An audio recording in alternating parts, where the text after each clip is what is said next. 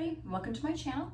I'm Chantal, and today I'm going to show you how to make the easiest, full of flavor, healthy oatmeal chocolate chip cherry cookies. Yes, you heard me. I haven't made these in a long time, so I thought I would share this easy recipe with you.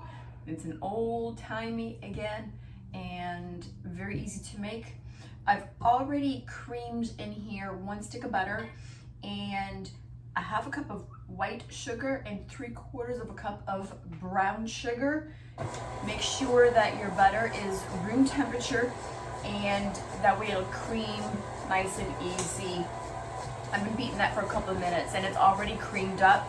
I'm gonna add 2 room temperature eggs to this now, and if you guys have seen my other videos, you know I never crack the egg on the edge of the bowl directly into the mixture, because my mother taught me if you have one bad egg, it's going to spoil the whole recipe. So I always crack it in a bowl, drop it in, and then crack the other one. Besides, if you get a shell, it's easier to get the shell out of this bowl than the whole thing.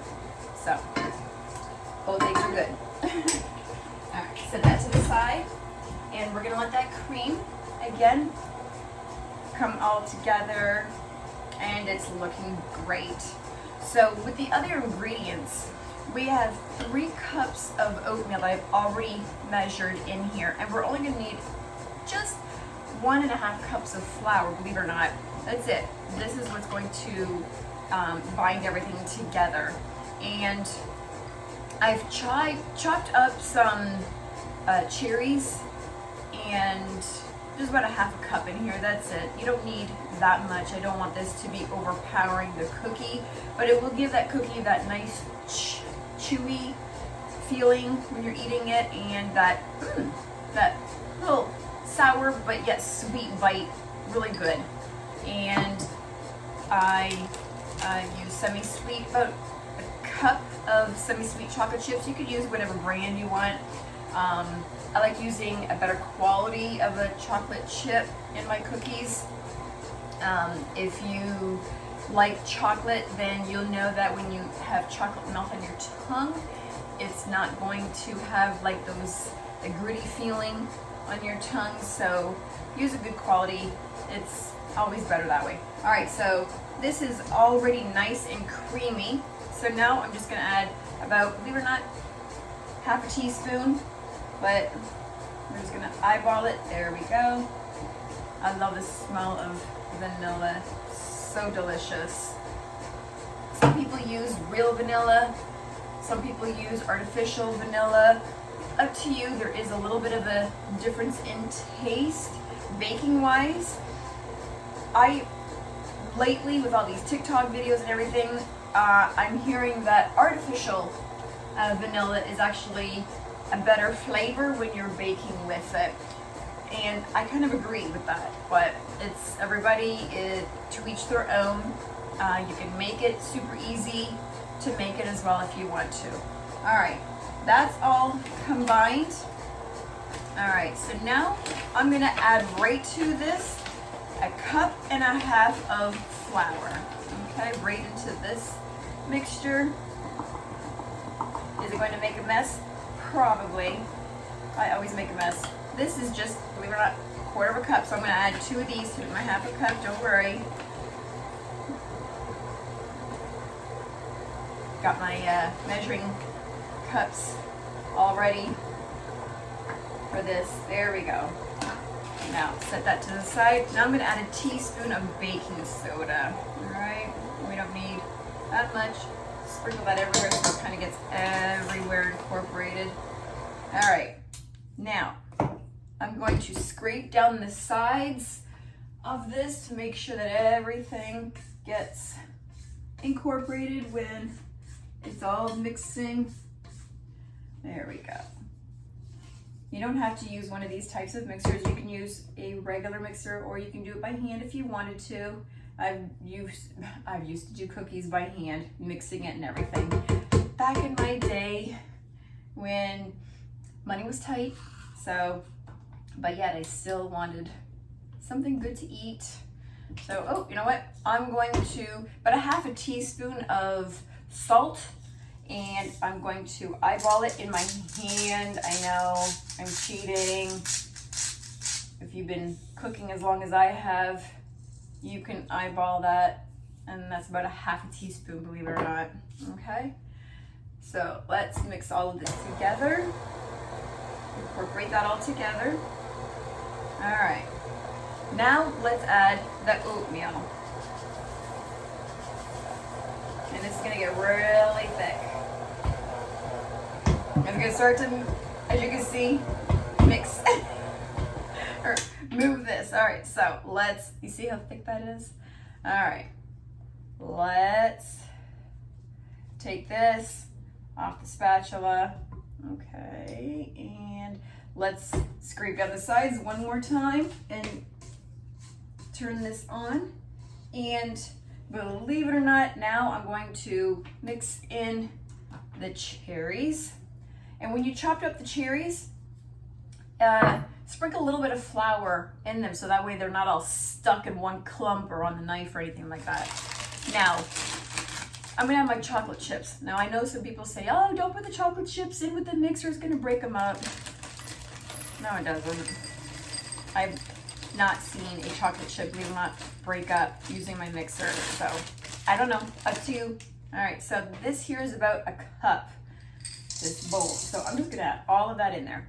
And this is just gonna go for, because it's thick, a quick mix.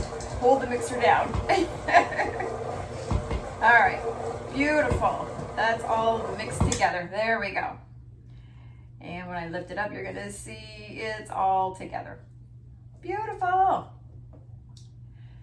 Now I'm going to put this in the refrigerator. We want this to get cold, all right?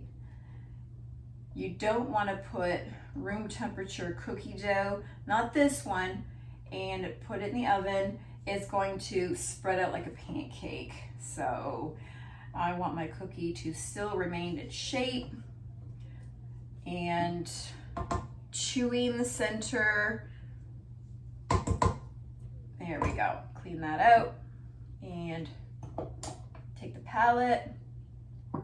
And now I'm going to, you can put this in a Ziploc bag if you want, or you can put it in a plastic container or a glass container with a lid or whatever. You do not have to make this whole batter and cook it at once. And there we go. You don't need to cook it all at once or bake it. As you can see here, let me bring it up a little closer so you can see. There you go. Yummy.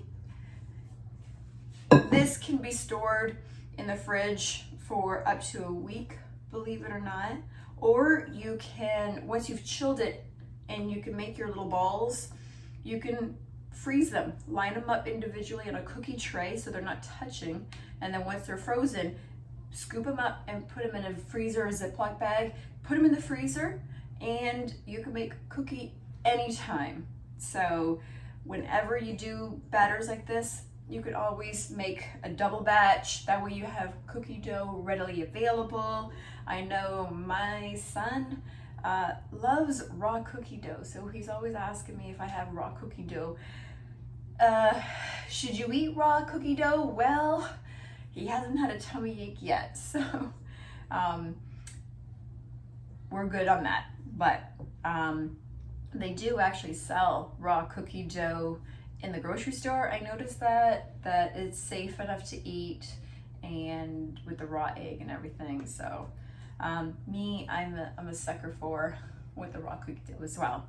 So I'm gonna put this in the fridge and chill it, and then I'm gonna take it out and use my scooper and put them in the oven at 375 for about 8 to 10 minutes, or however long or however big your balls are. So just go to however 12 minutes maybe, depending on how big they are. All right, and I will catch you when they're chilled. All right, so I've already placed them in here. I've cooled the dough and I put them, scooped it with my scooper, my ice cream scooper, whatever you want to call that.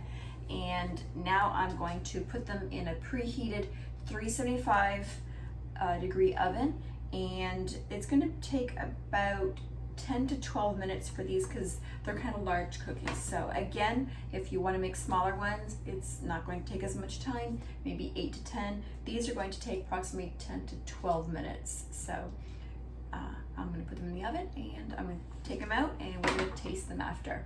Be right back. All right, here is the finished results. It took a little bit longer because I didn't realize how big they were, so it took closer to 15 minutes. I apologize. So let's taste. All right, they're still hot, so if I burn my mouth, it's typical. All right, nice. I can feel the crunch on the outside, and the inside is nice and chewy. Let's taste these. Mmm. Mmm. So delicious. Mmm. Who does not like a chocolate chip cookie? But oatmeal, give it that nice chewy. Same thing with the cherries. Delicious. It just evens out the sweetness from the chocolate chips. The cherry does. Oh, so delicious, so flavorful. I love the outside, how it's crunchy and nice and chewy on the inside. So I'm going to put the recipe on the bottom. Thank you guys so much for watching. I hope you guys follow, and that way you know when my next video is. Thanks, guys.